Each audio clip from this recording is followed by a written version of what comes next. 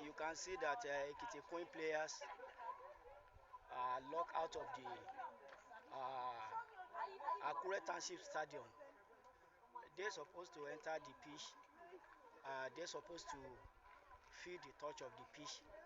But unfortunately, we discovered that we were locked out of the pitch. You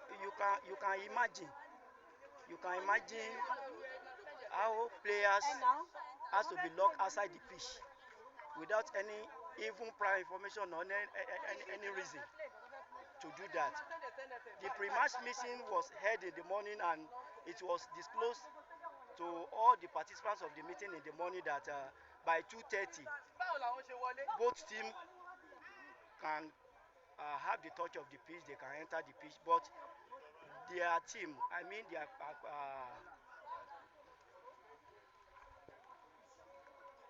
Sunshine Queen are already inside the stadium, while the gate is being locked against our team, Ekiti Queen FC. You can see the ladies outside looking devastated, which supposed not to be so, and no reason was given up to this moment.